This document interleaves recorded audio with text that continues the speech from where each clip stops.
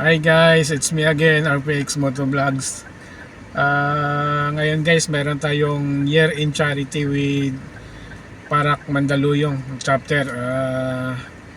Mamimigay tayo ng grocery sa may Barangay Poblacion Mandaluyong. Doon kasi ang napili nating mga beneficiary, yung mga street sweeper doon. So tara guys, samahan niyo ako guys.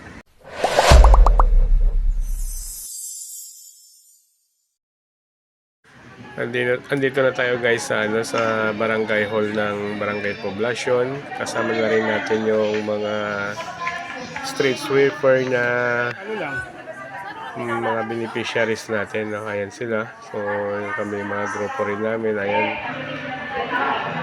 Ito tayo. Kailangan natin kahit paano meron tayong selfie sa ating mga beneficiary. Ito guys, hindi lang namin ngayon to ginagawa, no? Pero 8 years na namin to ginagawa. Maliban sa tinatawag namin Grand Charity, meron din kami mga chapter charity. So yan po ang Parak, yan ang adikain ng Parak, ang makatulong sa kapwa.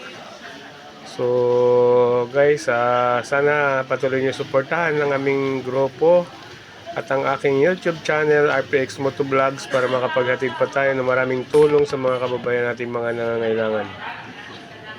Okay guys, panoorin natin sila guys.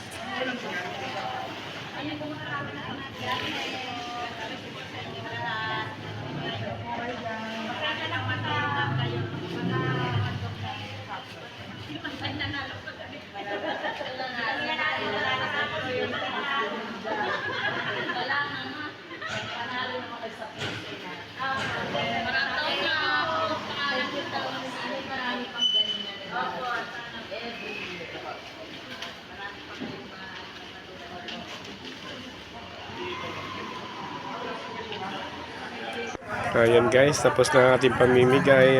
Nakita naman natin masaya sila. So after nito guys, tayo naman po magsama-sama kami sa isang pagkainan para naman maselebrate namin ang aming year-end charity. Ayan po kami ngayon, kumakain na. Hanggang sa muli guys, yung mga hindi pa po nakasubscribe dyan, huwag po kalimutan i-like and i-subscribe ang aking YouTube channel. Pakipindot na rin po ang bell button para sa mga susunod pa nating mga content. Maraming salamat sa ating lahat.